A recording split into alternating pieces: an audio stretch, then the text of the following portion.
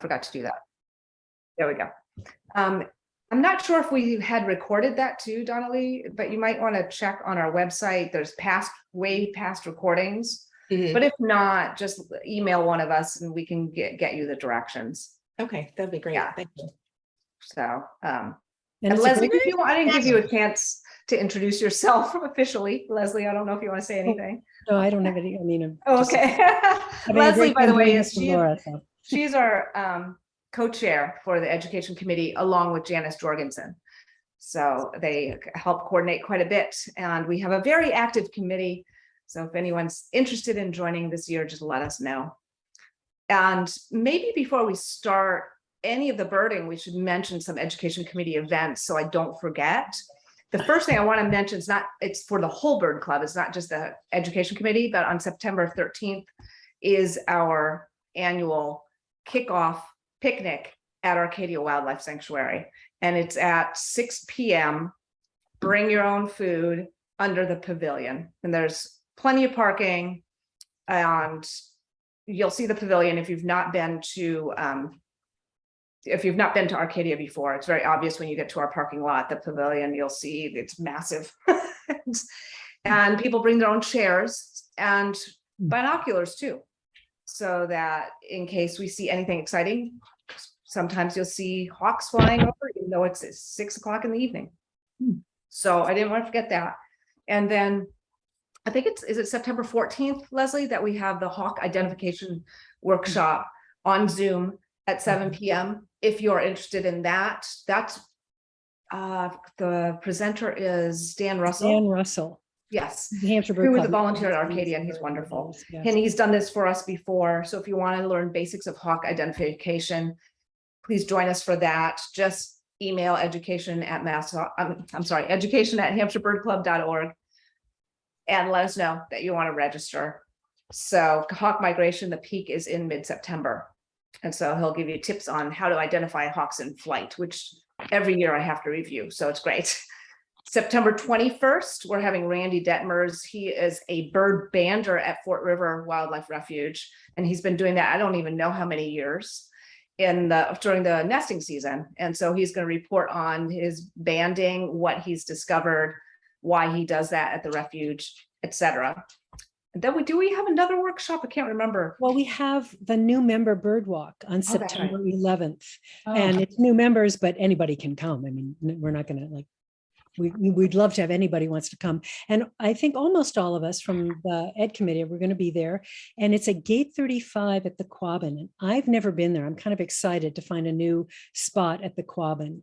You have to sort of drive around to, I guess, through New Salem. But gate 35 isn't, and you'll see on the website, look on the education committee page. I think it's on the front page. There's a right-hand column that lists events, upcoming events, and that you just click on the new member bird walk and their directions for how to get there. It's September 11th from 8 to 10 a.m. And that's also a time when we might actually see some hawks. I mean, it may be a little early, but it may be, they may be. And it will be also a time that we can see some warblers as well. I mean, there's some really early warblers that have probably already left, but then there are, certain warblers that could still be sticking around. Definitely palm warblers and yellow-rumped warblers, and possibly others. So it could be it's usually a really good place to go and spot birds. And maybe that could be a do-it-yourself spot in the future. Yeah. So once we get to know it, yeah. Yes, right. Great idea. And I think that's all the announcements about the education committee and what's upcoming, just to remind folks. So can I we get going and just talk about our summer. Oh, go ahead, Olivia.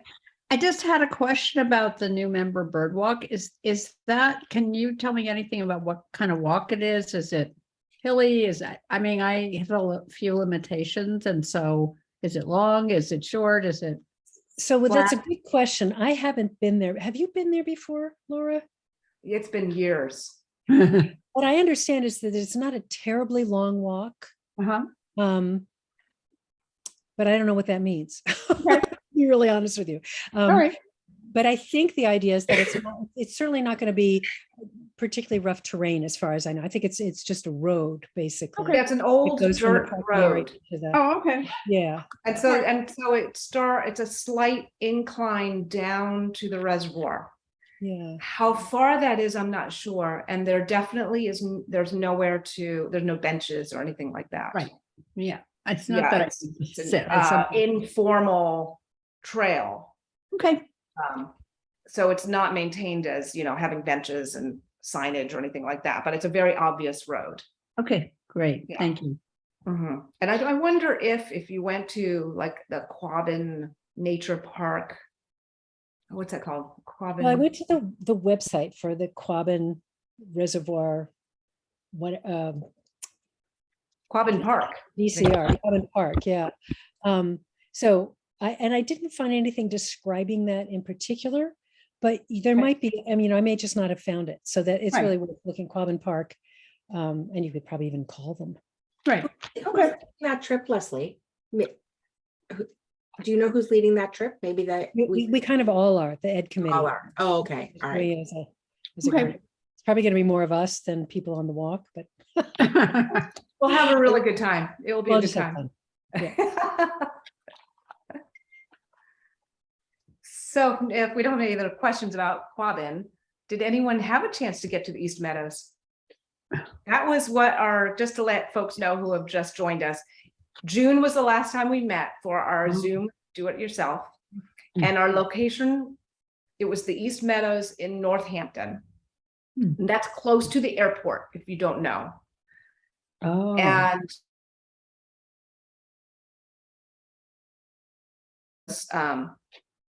solitary sandpiper, spotted sandpiper, least sandpiper, Sora rail, and killdeer, which again is another shorebird. So it was a shorebird challenge. And unfortunately, I did not take the challenge. I didn't get out to the East Meadows at all. Am I the only one who went? Okay, like the good little doobie over here. I Did did anyone go. else go? Olivia, did you get out? No? I didn't even know. Oh, yeah, you weren't there in June. Yeah, you Haven't tuning in. I did And go. We Lisa, were you gone didn't have a most of chance? August, but I went in July. Oh, you did Um, go in July. And how yeah. was it? I had none of the target birds until today. I had went out. I have to admit, I was very cranky. Steve said we need to go out. But so we went to these meadows and did a little car birding because it was pouring rain, but we saw a solitary sandpiper today. He later had a white runt. There were 8 American golden plovers. We had 4 least sandpipers. So the shorebirds were coming in now. But you know what I realized when I was there in July is I just saw some of the sparrows that are normally there. And I don't know that I even saw, I might have seen a northern harrier. I did see one today, but it was so dry. There were no pockets of water anywhere, including there's an area that we call the Farlow puddle, and it was just all overgrown. So I have a feeling that's why it was really tough to see anything. And today, of course, it was pouring and it was raining yesterday, so that we got, the birds were coming down and finding water. So I think that's probably what it was. Wow. I think We that's often do see spotted and solitary in the summer. I think it's a really great observation. And so this week will probably be excellent for shorebirds in the East Meadows. So Yeah. if people want to get back down there, this would probably be the week to do it. Yeah. And it's okay. We can report on it next month. And the plovers have been there for 3 or 4 days. So tomorrow may be too muddy. That's just something to be aware of in terms of going to the East Meadows. They're farm roads and they're mostly dirt roads. So on a day like today, they get really, really muddy. But once it dries out a little bit, they may still be around. If the water stays, you may still, and the solitaries stay around for a bit. So you may see that. And if anybody wants to go and wants to know specifically where we saw these particular birds, I can just let you know. Are the directions on the website or something? To the East Meadows? Yeah, I know. Yeah, I think they're from our last DIY. Oh, from the last one. Okay. Yeah, Which was in June, Olivia. yeah. Okay. But I can also give you more specific directions to where we saw these specific birds today and where the plovers are. So you can Okay. just email me and I'll Oh, okay. make more directions. Yeah. Thank you. So it was pretty cool. And Steve went later and saw a white rump sandpiper. I missed it, but Yeah, wow. you know, Did you guys, were you using scopes? at first, no, we saw the plovers without scopes. Okay. And we saw a killdeer, which we could see without a scope. And I did see one in July actually, but we had a scope for the least sandpipers because they were so teeny. Yeah, that's what I was wondering. Mhm. And they were So pretty that could small, be another challenge for folks too, Yeah. if you only have binoculars. right? But Sometimes there are going to be so many people out there looking for the plovers. that's Somebody will true. That's true. not- The golden plovers are, yeah, that's a big deal. And so there'll probably be a number of people out there and they could definitely share their scopes. People are quite willing typically. Mhm. Oh, I think Melissa just joined us. Hi, Melissa. I don't know if she can hear us. No, she can hear us. And Donna put up the description of the trail, the Gate 35 trail. Thank you. Oh, great. Well, thank Oh, you. terrific. Thank you. Charlie. I just Googled it. Oh, Oh, 3 Mile out and Yeah, from my back. house. And also All Trails has it too. Great. Thank you, Donna. That's excellent. Okay. Yeah, that's helpful. Sorry to be rude. It's Melissa. I'm on my phone and just Hello. joining. It sounds good. Everything. I'm really looking forward to Sunday. Oh, great. Hi, Melissa. We're glad you're Hi. here.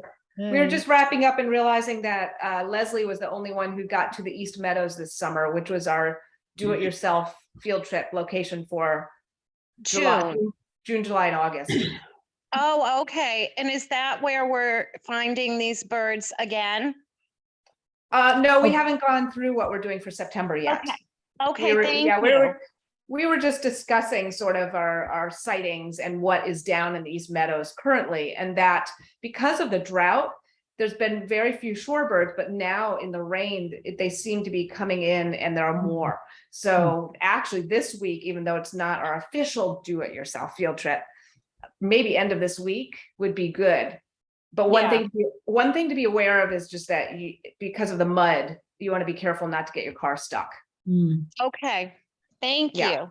Now, of course. Can I ask a question about East Meadow in the different seasons? So in the winter, I know it's good for different birds, right? So is it pretty much the same spots that you find yourself stopping at along the way, or because it's like a big, huge area? Maybe you talk about that. I'm going to watch the video from the last time, but I went out there during the Christmas bird count because I had some, like on my lunch hour or whatever over there.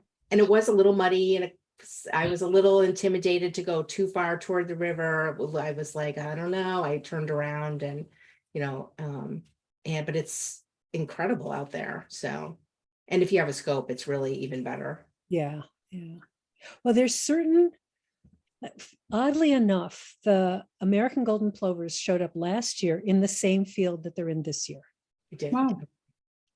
And different times of year, of course, there's going to be different vegetation. Sometimes the corn is full, sometimes it's all cut down, sometimes the potato fields are, still full of foliage, and right now they're cut down. So it makes it a little easier to see them. And what there are these little sort of ridges, the potatoes are planted on the ridge. And right now, the little space in between the ridges has water in it. So that's where you'll see some of the other shorebirds. The corn stalks are usually pretty good for different kinds of sparrows, and sometimes pipits and dickcissels are out there right now. Oh, interesting. Okay. And people have seen a couple of those, but they tend to be on the stalks that are still up. Okay. And then the flatter fields, where you'll see the shorebirds and where there's water. And then there was a puddle one year. This is one of those silly things that we call the phalarope puddle because there were phalaropes seen, not that they ever came back, but it's just worth driving around. You just sort of have to look. And often if people see something unusual on eBird, they'll give you a specific description. All the roads have names, who knew, but they do actually have names that you could see on Google Maps. Not that they're names up anywhere that you can see them. Right. But but you can tell from the map. So for example, Scott said something like he saw the plovers on the intersection of King Road and Hunt Road or something. And I would have no idea where that is unless I looked at Google Maps. Google Maps. So that's one way to find out is look at eBird, see where people are seeing things, and then go to the maps and see if you can determine it from there. Thank you. I don't know if that's too complicated, but Okay. I don't know. And it's kind of on a grid. I mean, yeah, it's a big wide open field, so it's really, you can't get lost. It's not like getting lost on an old backcountry road in the woods, right? Yeah. and So, 9 times out of 10, there's another birder out there with a scope. very true. So you just drive up and they say, oh yeah, there's the Barrett sandpiper over there. And then you don't have to look for it. It's a good tip. That's always the best when that happens. Yeah, I much prefer that. So anything else from the East Meadows that we'd like to report? Any other questions? No, great. All right, well, let's get started. Let me get to the point. Oh gosh, it feels like I haven't done this in months. I'm like, how do I share my screen? All right, so it's good. Just take me a minute. So hold on a second. So I want to actually minimize you guys. There we go.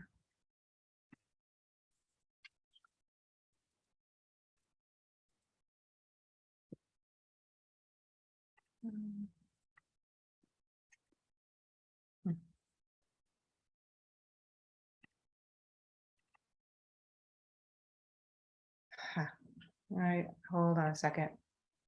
Can you all see my screen? Not Yes. yet. This funny Yeah. half screen? Are you seeing a Yep. funny half screen?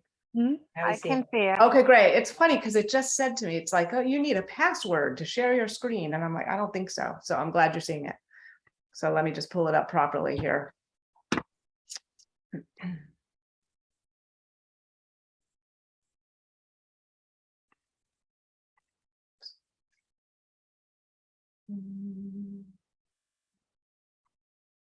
Yeah, how to do this. And on mine, it's on the bottom. I don't know if that's helpful. Right. Me too. Or you could go Sometimes when it says slideshow up by share, up on the right. Oh, yeah. See, you know what? It's interesting. It's covered by you guys. Oh. So let me minimize you guys. Sorry, no offense. You're all on my side screen here. There we go. Awesome. There it is. Thank you, because it was right behind Leslie's head. Okay, so here we are. I started with this photo. I did not, like I said, get to the East Meadows, so I thought I'd put in a shot of something that did happen in the summer recently. Can anyone tell what type of bird this is? It's right here. Let me put my cursor around it. Does everyone see that? Yes. Any Is guesses? it a on what- common nighthawk? It's a common nighthawk. Yay! Yay.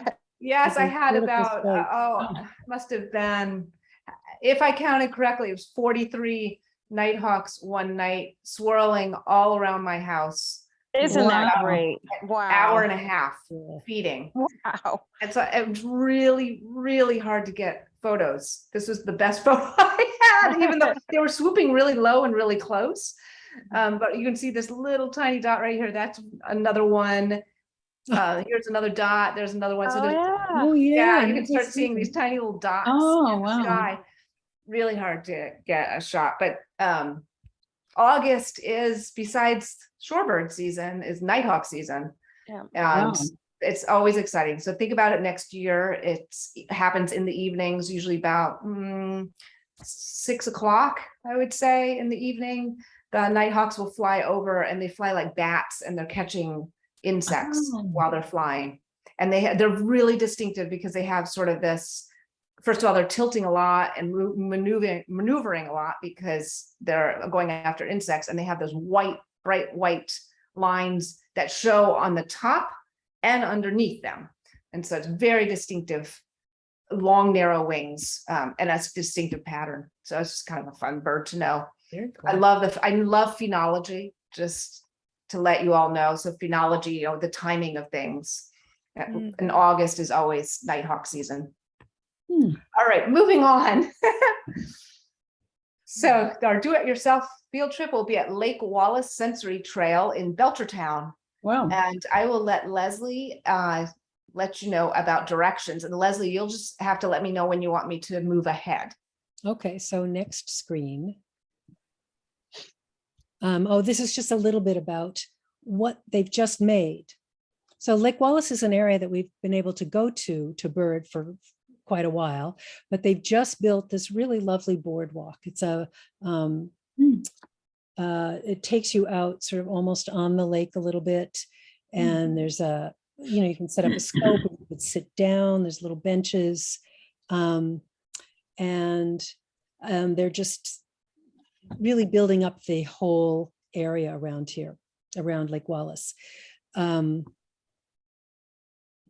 can go to the next. And so if you want these, here's a link if you're interested in going to know a little bit more about it, or you can just Google and you can see what the project has been. They just started in May. So they've just got that. They just opened on August 29th. They opened up the boardwalk. So we can go to the next screen. So it's in Belchertown, and I have written directions as well.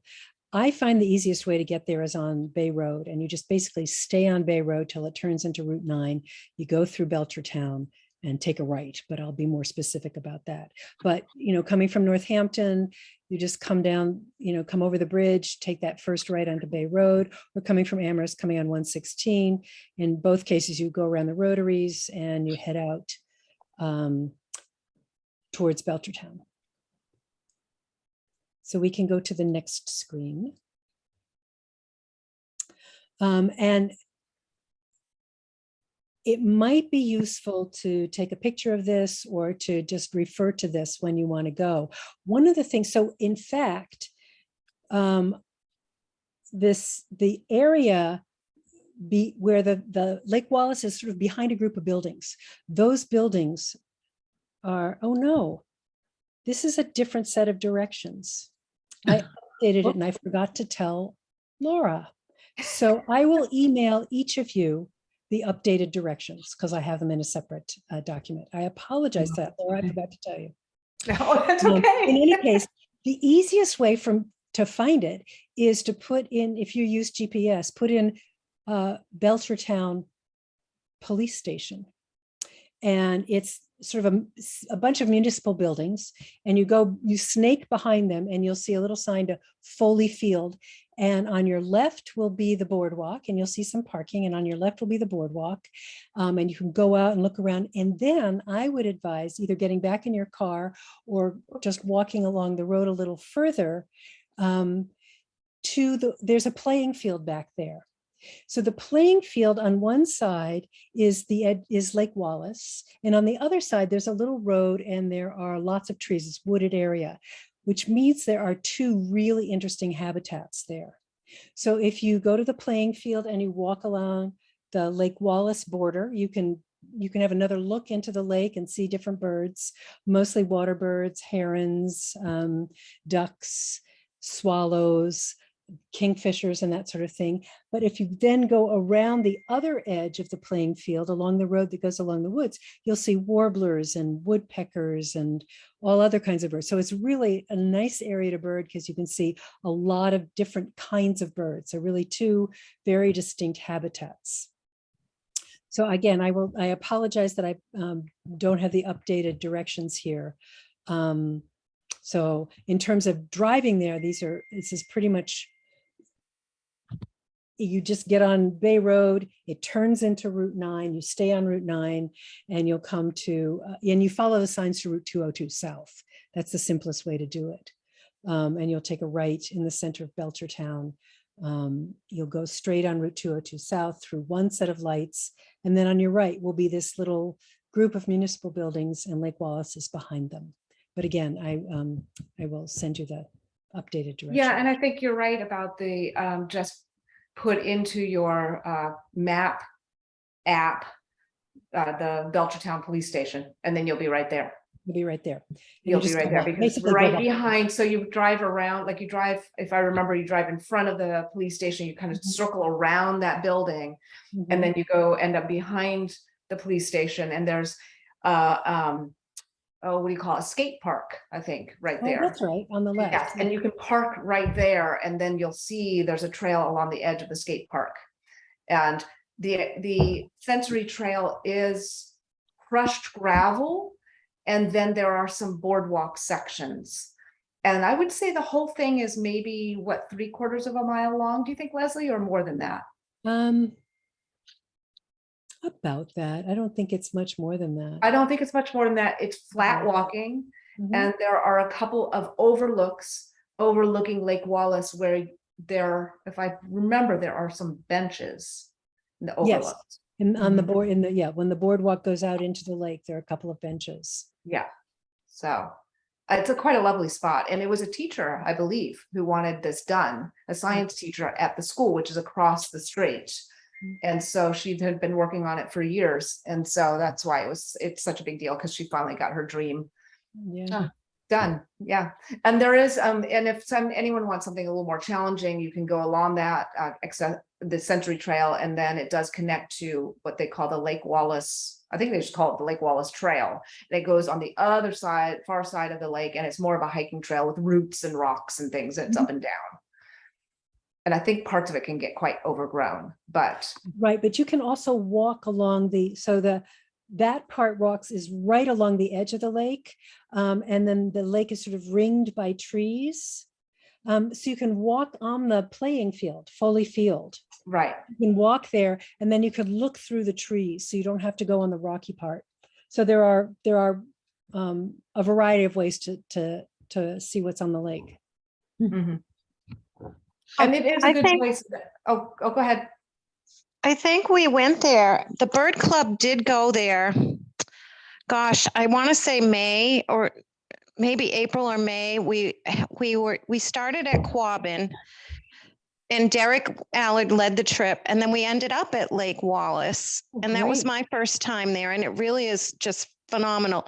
They hadn't finished all the construction yet, but we saw so much. The tree swallows had just returned, so it had to be late April. Wonderful. And another really interesting thing about Lake Wallace is you can, if you are on eBird, or just go to ebird.org, and you can look up Lake Wallace as a hotspot, and it will indicate all the birds that are seen. And Larry Theron, who is a really excellent birder in the area, he does a lot of birding there. So if there are any rare birds at Lake Wallace, you'll know about it if you go onto eBird. I was just gonna say, it's always popping up in the rare bird alert under his And that's name. why he lives in Belchertown, and he goes there quite often. Okay. Yeah, and a lot of herons, like a black-crowned night heron will show up there, or sometimes even a yellow-crowned night heron. So that's, it's a great place for those kinds of things. And it's not huge. That's the other thing. You're not out for hours and hours and hours just trying to get there. It's just really accessible. You're right there, easy to see stuff. Yeah. All right, so let's start with our 5 target birds. And so we are going to start with a duck, my favorite group of birds. The blue-winged teal, surprisingly, is the second most common duck in North America. No kidding. Behind the mallard. But where you see thousands and thousands of blue-winged teal is in the prairie pothole region. So we do get them coming through the eastern part of our country, but you'll see a lot.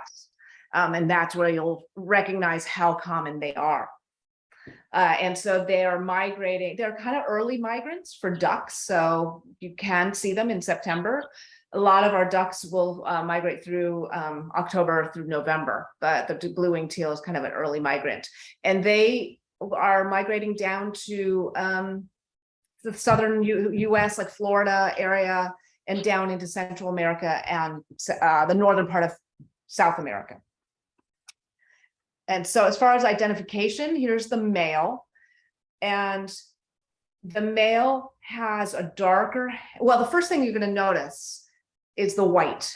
Yeah. And if you look at the white pattern on his face, it's an arc right in front of the eye, between the eye and the bill.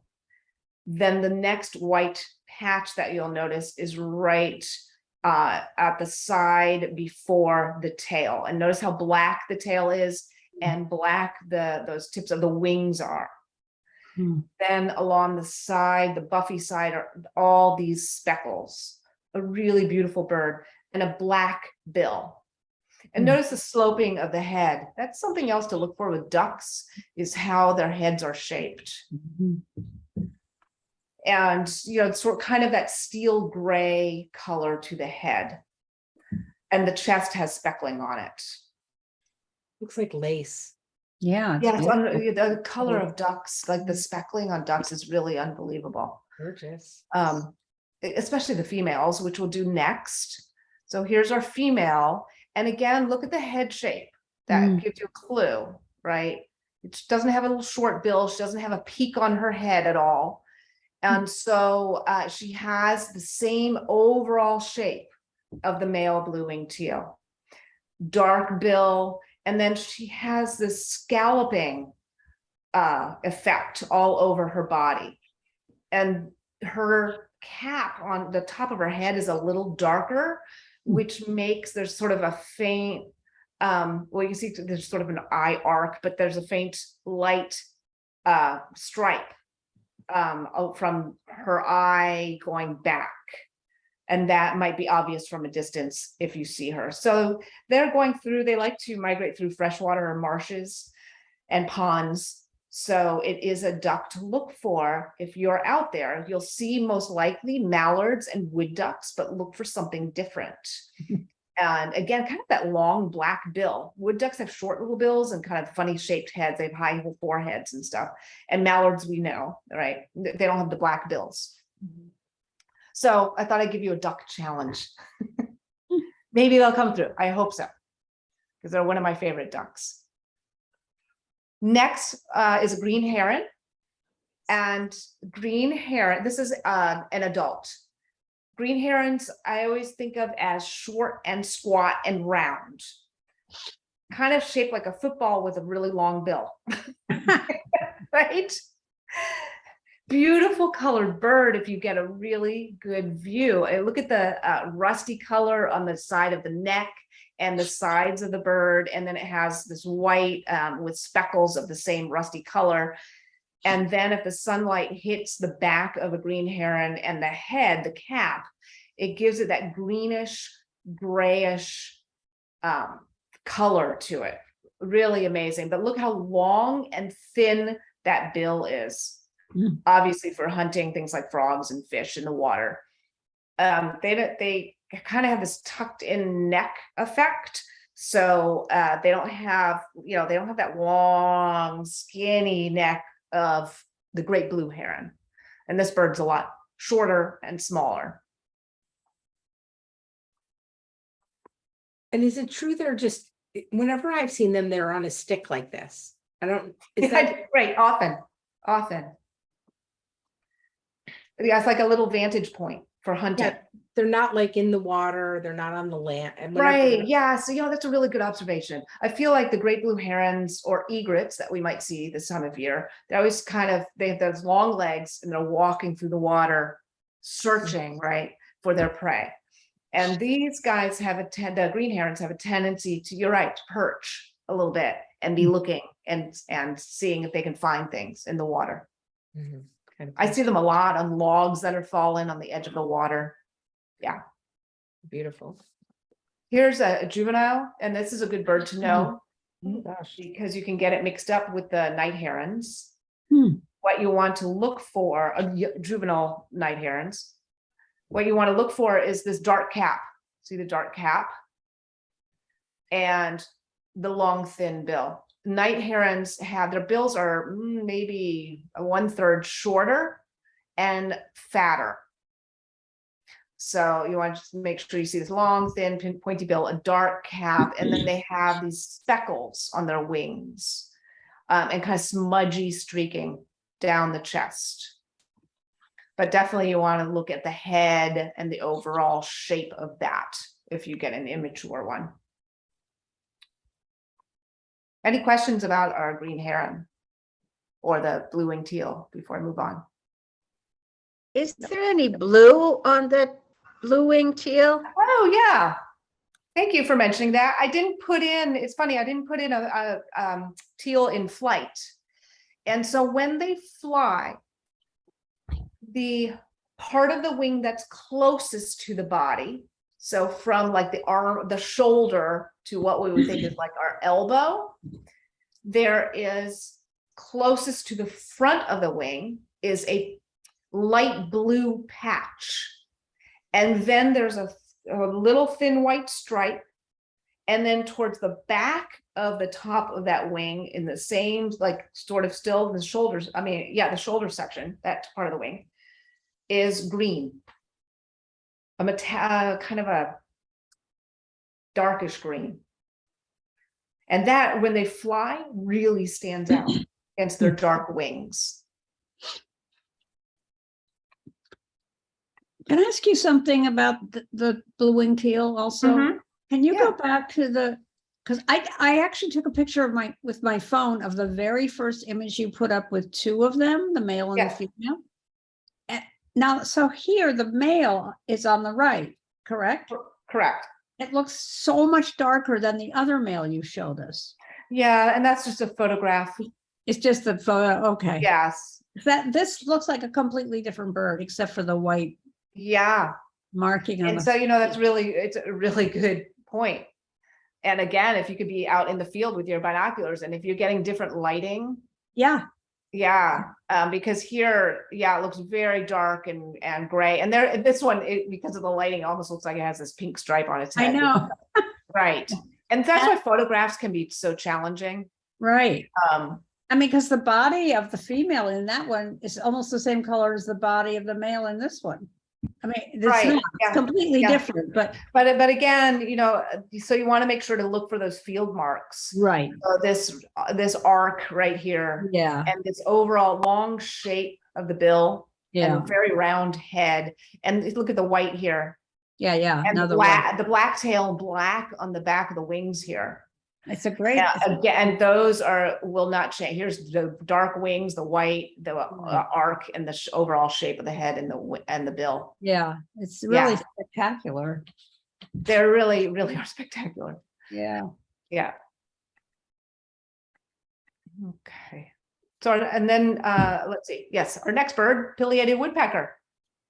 We thought since there's woods around, a lot of dead trees and swamp, where the woodpeckers can find nesting holes and also wintering roosting holes, that we put in a woodpecker challenge. This is the male because it has the red mustache right here. It's our largest woodpecker. Look for the solid color if it's perched here. It does have these stripes on its face, a big red crest, and of course this massive woodpecker bill. Female looks pretty much the same, except she does not have that red mustache, if you want to call it that, a red line right here. Really cool thing about woodpeckers is their toes. They have two toes. They can have like to swing a toe down to cling to a tree. Just an adaptation. But anyway, here's the male again with that red stripe. And the female. They're So about, that's whenever I what- see them, I always think about the size of a crow. I really don't know how many inches they are, but they're large. They're huge. And they're here year round. They also have a really distinctive cry. Yeah. Call. It's very high pitched. It's sort of like a flicker, only it's much high pitched. It's much louder and more high pitched. Like da, da, da, da, da, da, da, da, da. But it's a more musical than what I was just doing. Yeah, that's pretty good. And then it descends at the end. Mhm. Yeah. Da, da, da, da, da, da, da, da, da. And it helps do the hand motions. It does. I really think it helps remember. Any questions about our woodpecker? I know that's a common bird, but still it's an exciting bird to see. Yeah. Okay. All right. We'll go on to little birds now, and I'll let Lesley take over. So the red-breasted nuthatch, these are so sweet. They're Mhm. smaller, they're teeny. they're smaller than the white-breasted nuthatches by maybe almost an inch. I mean, they're teeny and they have little round bodies. What's distinctive about them is you can see the bold black and white stripes. It's a black cap here and a black eye line. And then this beautiful rust color on the breast. And then sort of dark gray on the wings, and you'll see a little bit of white on the tip. And then the strong pointed beak. Mm. The females, is there a female? Yes. So you see this female has the same black cap, black eye stripe, but is paler on the breast. And a white-breasted nuthatch is quite similar, but it doesn't have the black eye line, for example. One thing that's similar between the two of them is their behavior. So they will creep up the trunk of a tree, or they'll creep down the trunk of the tree, or they'll creep along the underside of a branch. They don't care what's up or down. It's as if there's an insect, they're going for it. And one of the things that I find really distinctive about the red-breasted nuthatch is its call. I call it the kazoo bird. You know, the white-breasted nuthatch has kind of a little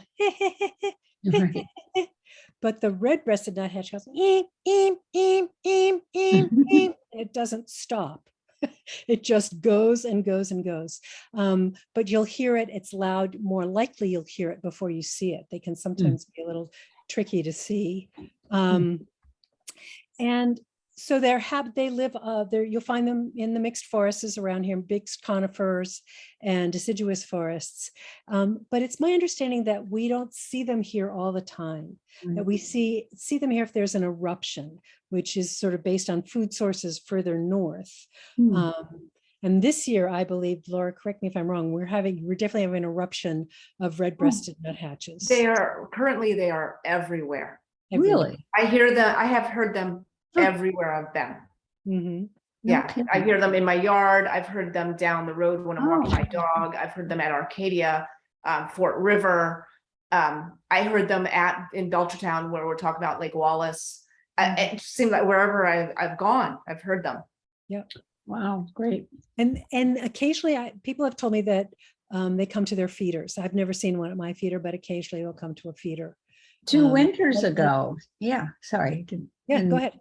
2 winters ago, I had them all winter at my feeders. Wow. Yeah, it was wonderful.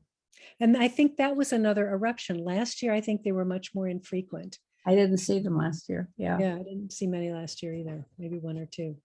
So are you saying you've seen them recently? I don't know if, yeah. Yeah, I've been hearing them everywhere. Yeah, I've been hearing them. Okay, I always think of them as winter birds. So, but are they year round out here? This year they've been around a lot. I think of them as winter birds too. The first time I ever heard or saw one was at the Christmas bird count, but they've been around all summer. Interesting. So again, it may just have to do with the abundance of certain kinds of food further north, and Cool. they come on down. So the next little bird we're going to look at is the pine warbler. And they'll be around. They should be here maybe through September. They have very round little bodies. You can see, like a lot of warblers, very bright eye, a little bit of an eye arc here, yellow eye, almost an eye ring. It's a little broken of an eye ring. Yeah, thank you. And the little warbler bill. One of the interesting things about pine warblers is I believe they're the only warbler that eats seeds as well as insects. And it will eat seeds and berries. Which, yeah, that's true, because I've seen them at my bird feeder. Right. I have pine warblers that come to my bird feeder in the That's spring. amazing. Wow. That's amazing. So they're actually a little bit bigger than the red-breasted nuthatches. They're about 5.5 inches long. Red-breasted nuthatches are littler. Not that they would necessarily be together, but I'm just going to talk about how little the other ones were. And you see the white on the underbelly here, this greenish olive on the head and the back and the throat. And then what you can usually see most distinctively are these 2 white wing bars. And you'll see the yellow, you see the color when they're in flight, especially. They are pine warblers because they almost exclusively feed, except for when they're coming to Laura's feeder, they almost exclusively feed on pine trees. So they'll be sort of clustered around the pine needles. And so sometimes they're a little hard to see, but they're way up there. And I think we have a female pine warbler. Do they call in the fall? Do you hear them? I haven't heard them. I've seen them. I heard one Did you? maybe a couple weeks ago. And I heard them calling a few times a couple weeks ago, but I haven't heard it since. But pine warblers, they're really late, for warblers, they're really late migrants. So pine warblers and palm warblers are the other one and yellow rump that you'll be able to see all through September. Yeah. And their call is a trill that almost sounds like a chipping sparrow and almost sounds like a junco and can often be really confusing. The only way I can distinguish it, and I don't know if this is helpful to anybody, is the trill is a tiny bit slower than a chipping, and it has a little bit more of a musical quality to it. It sounds like a series of notes. To me, a chipping sparrow sounds very metallic, kind of, and the pine warbler has a little bit more, somewhat of a musical quality. But it's always tricky when you do hear them to try to figure them out. The female pine warbler has been much maligned. Oh, she's such a drab bird. She doesn't look like anything, but she's quite beautiful. Yeah. Her coloring is more subtle, but you can see the wing bars on her, and her belly tends to be more white. It doesn't have the olive doesn't come down quite so far on her throat or onto her belly. Olive gray on the head and the back of and then you do see that little broken eye ring. So very much the same shape as the male, and just as nice. In my humble opinion. So the red-breasted nuthatch, you will hear. I actually heard them at we went to Lake Wallace to get the directions correct, and I did hear them. I heard red-breasted nuthatches about 5 days ago at Lake Wallace, so they're there. I didn't hear any pines, but they may be coming. And they'll be more in that slightly wooded area that I was describing on the sort of you'll see when you get there on the kind of the edge of the playing field that's furthest away from the lake itself, but you can hear them and probably see them as well. So I think that's it. I always look up when I hear them, like if you're, to see if you're standing under a pine tree, too. So Yeah. Be aware of your habitat. Laura, can you say again, what were the three warblers you said you may be likely to see through September? The pine. So the late migrant warblers are pine warbler, the palm warbler. Oh, the palm. Yellow-rumped warblers, they sometimes stay year-round. If it's warm enough. Sometimes we get them on the Christmas bird count. I cannot remember if this past Christmas bird count last year, if we got them or not, yellow-rumped warblers, but on the coast they do in the wintertime. But And they're the earliest spring migrants too. Have most other warblers already sort of Some have gone gone through. Yellow warblers are one of the earliest. So I would imagine that, let's see, it's September 7th. They're probably gone already. And Cape May warblers are pretty early. I think this week would probably be the last week to see things like, well, they're blue possibly chestnut-sided and black-throated blue. I heard last week. Blue and bluing, and we've seen black-throated greens recently. Yes, and black and white warblers. And black and whites, yeah. So I haven't seen these, but I had a friend help me identify a female common yellowthroat the other day as a juvenile that it had hit my window, unfortunately, and I recovered, and I kind of hung out with it and took some pictures, and then I wasn't sure what it was, but that is what it was. But I hear them a lot in the summer, but I haven't been hearing warblers at all. I've just been wondering if they'd all gone. So, well, I actually think the common yellowthroats are still around. I've seen a couple at Arcadia Meadows recently. Oh, for the okay. photos. So don't they usually hang around a little bit longer than some of the others? The common yellowthroat, I don't know if it hangs around longer than the others, but Oh. you can still see them now, I would believe. Yeah. There are, warblers can be immature females in the fall Right. can be quite challenging a bit. And the common yellowthroat, they can be really, really plain looking. One thing to look for on warblers at this time of year is underneath their tail. What color is underneath their tail? Not the tail itself, Right. right? It's called their vent, right? Between the legs and the tail. And with a pine warbler, it's white. And with a common yellowthroat, it's yellowish or pale yellow.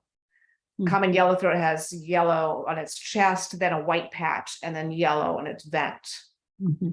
So yes, it's all those subtleties of those color patterns. Right. And also the tail, the underneath of tail patterns can be very helpful with warblers. So the pine warbler, something to look for, because again, you saw how plain that female looked. She could just look like a little brown bird. Really tough to tell, but pine warblers have long white stripes on the side of their tail. Kind of not as flashy as juncos, but a little bit flashy. So whereas other warblers that would look like them, the pine warblers will just have little white dots at the tips of the ends of the tail. Like robins have those. They have tiny little white tips at the ends. So, it's all those little patterns that I have to review every year. And then by the time I remember it, it's hawk season. And then we have to remember all the patterns with hawks.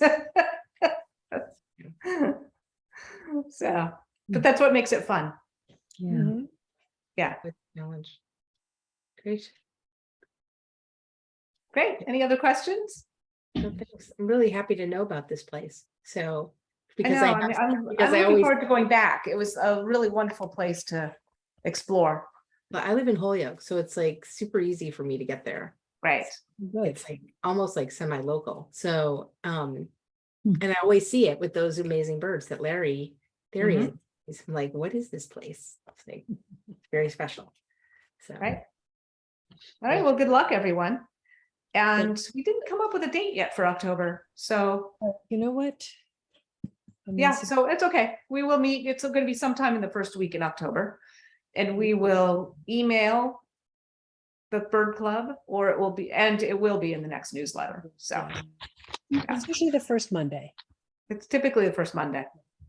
But I read something that they decided to do it the first Tuesday. I thought I read that in the newsletter. Oh, That's That's the all members meeting. Oh, that's the meeting. Oh, sorry.